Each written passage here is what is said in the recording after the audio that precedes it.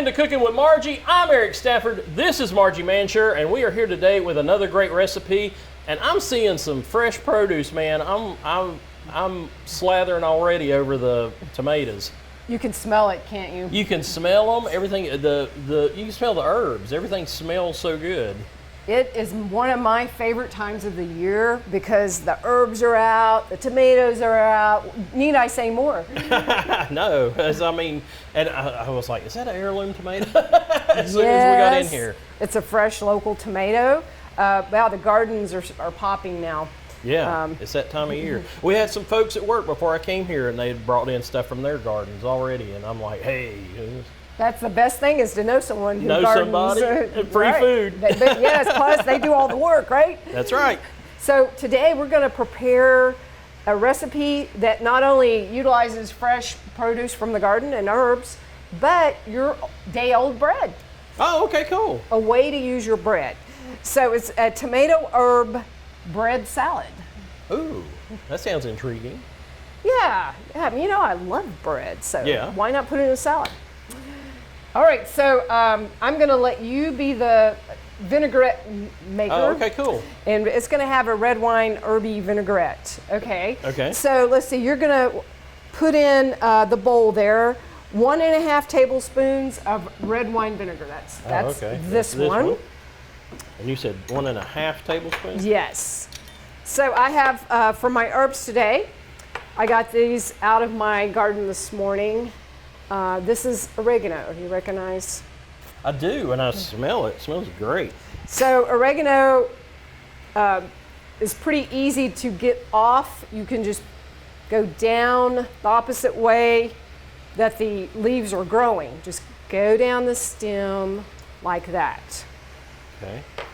Okay, so to chop my herbs, I'm just going to make a little pile here. Okay. And I'm grasping my insanely chef sharp knife.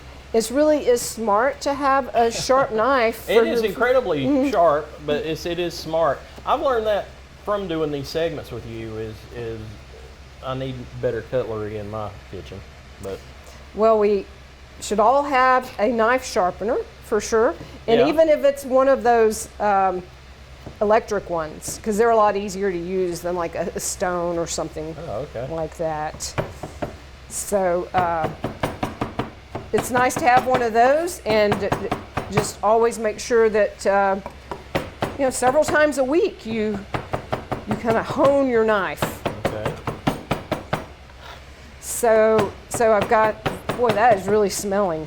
Yeah, you can. It's very fragrant. It's very fragrant. It's in a good way. It's cool. Okay, so I need half a teaspoon of this in my dressing. Okay. Okay. Boom. And then I'll do another half in my bread.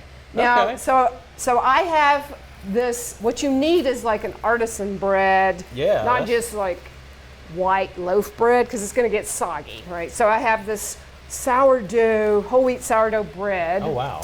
That I got at the bakery. And so I cut it into little, just bite-sized cubes. Okay. I got 3 cups of that, put in 2 tablespoons of olive oil, just tossed it, and then I baked it for maybe 12 minutes, just enough to make it kind of, you don't want it brown or anything, but just it kind of takes out some of the moisture. Yeah, okay. Make it a little crunchier. Yeah, make it a little crunchier, exactly. Okay, so I've got my my basil here. Now with basil, the leaves are a little bit bigger. So I can make more of a, kind of like a cigar shape here. And again, we've done this before. We usually call this a chiffonade when you go across the leaves like that, all right? Okay. And then I can go back across. Is that a French word? Chiffonade? I'm not sure. That's right. It might be. It's probably some other language for sure. Yeah, it's not English. It's not English. Either it could be French or it could be Italian. True. And then if I want to get it a little bit finer, just kind of go over it like that. You ever had an herb garden? I never have had one myself, but I've enjoyed the benefits of having neighbors who had them. Nice. Nice. Like you said, all the benefits, none of the work. None of the work. Okay, so this is 1 tablespoon. I'll put 1 tablespoon of the basil. I'm putting half in here, half in my bread. Okay. Okay. And let's see, the last thing I'm going to put in is parsley. Okay. Oh, I lied. I'm also going to put chives in. So, you could use chives or you could use red onions if you really like onion flavor. Yeah. They're a little bit stronger than chives. Or green onions. So I have Italian parsley here. Oh, okay. Italian parsley is a little bit stronger than the curly parsley. Oh, okay.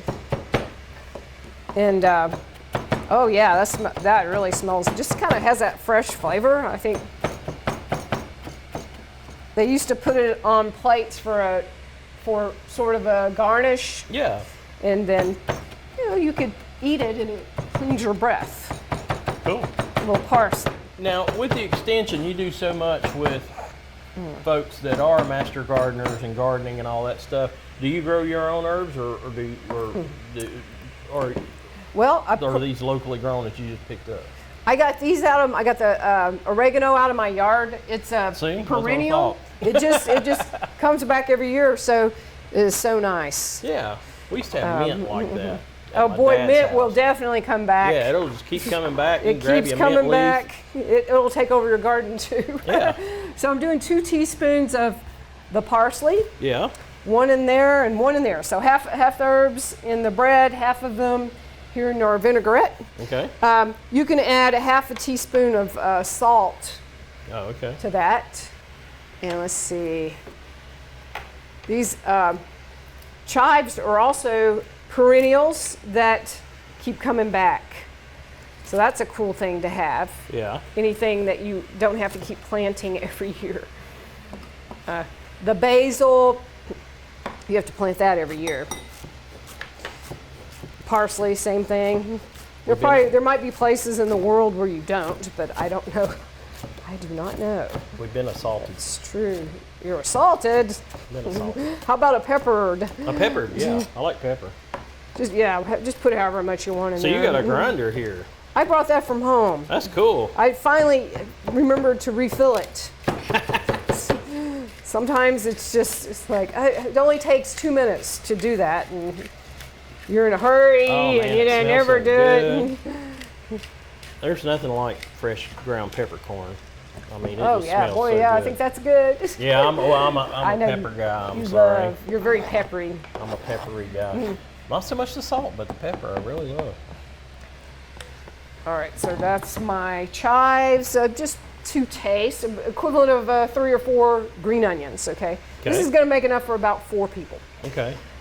All right, so I think that's my herbs. And if you wanna put your olive oil in there, you just kind of whisk it while you pour it in. Whisk and pour.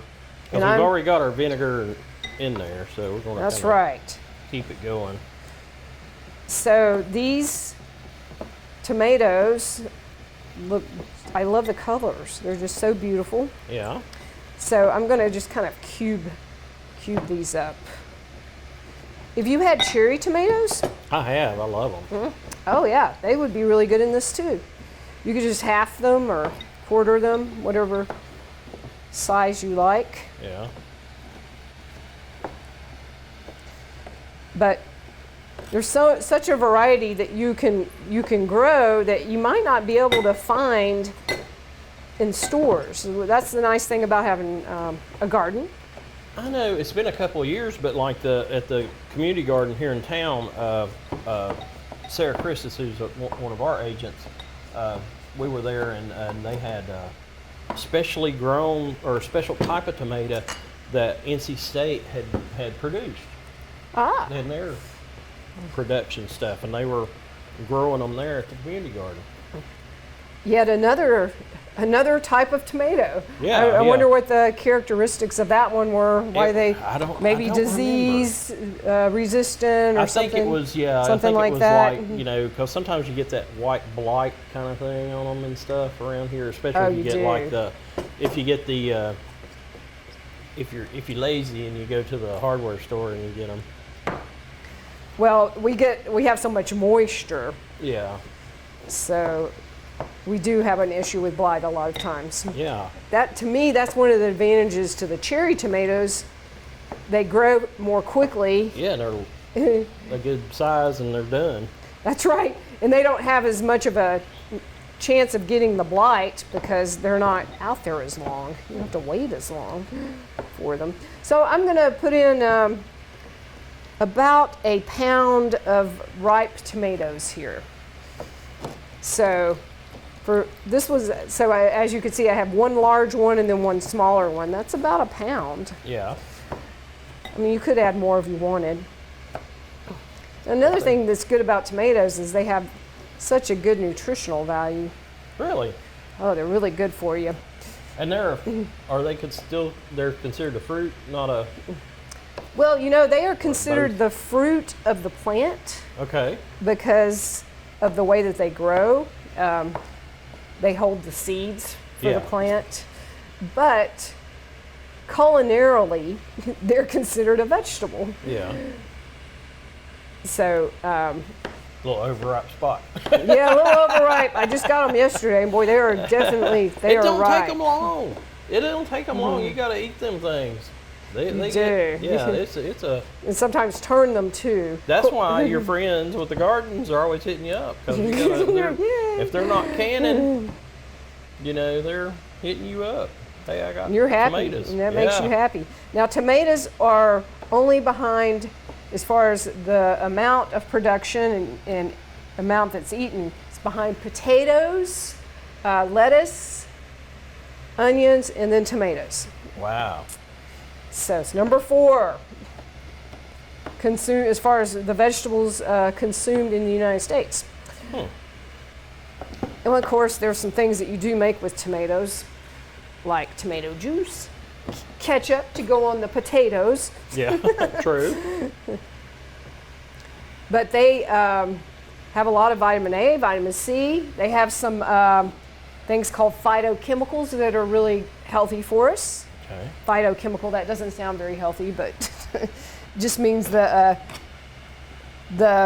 chemicals that plants have that sometimes benefit our health. Yeah. Well, all right, juicy maters. They're juicy. I'm just going to pick these up then. Then you can stir that in if you want to just use the spoon. Okay. Do Instead that. of risking the world. Sorry. I started moving the bowl from you. And then, okay, go ahead. Now I'm going to mix this up. Okay. Just kind of mix the herbs in here. So like I said, this was 350 degrees. I heated my oven, preheated. Then I just cut these in bite-sized pieces. Day-old bread, great. You can use fresh bread, but... Yeah. And then just cooked it for I checked it at 10 minutes and then just cooked it for a little bit longer. Oh. To get it just crunchy. Got a Alrighty, good mix. so you want to pour this in here? Or, this to that? Or this and that? Either way. Either way. They look like they're about the same. They're about the same size, so we'll do that. I might do a little folded roll. This is juicy you tomato. can definitely feel the crunchiness of the bread in here where you toasted it.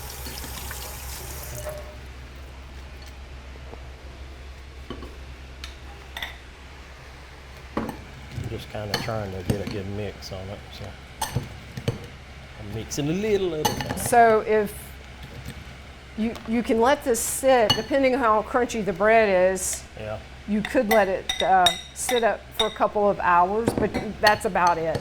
You're gonna. Yeah, your bread's going to get. It's gonna get soaked. soggy eventually. Yeah, so that's one of these. Where you want to just go ahead and eat it. It's like a homemade tomato sandwich. You gotta eat it quick lest it fall through the crust. Yeah, there you go. Throw that one back in. So yeah, this is sort of really nutritionally.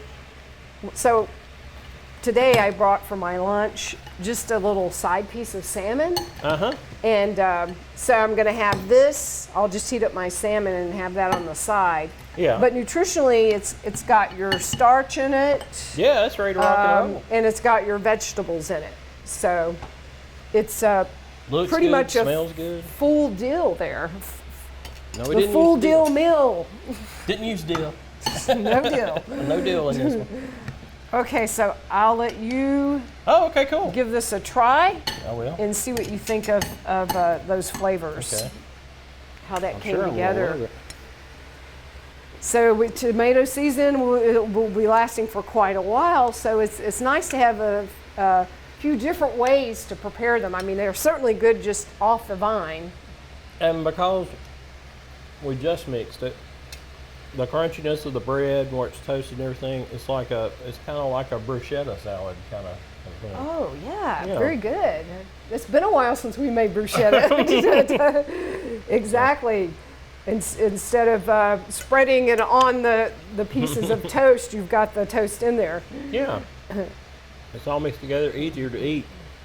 But it's fabulous. Great. So you like it? Yeah, and the heirloom tomatoes is so good. Oh yeah, they are delicious. So to me, this is definitely the epitome of summer. Just what summer has got it it's all. yeah. And all we need now is a little sunshine. We go outside and enjoy the day. Sounds great. This would be great outside. Yeah, good for a picnic. Well, thank you so much. And I'll be seeing you guys later. Yeah, you come back here. We gotta share. It is really good. It's really good. Well, I'm glad you like it, Eric. Okay, cool. And thanks for joining me to learn to prepare this. And I hope you all try the recipe and enjoy.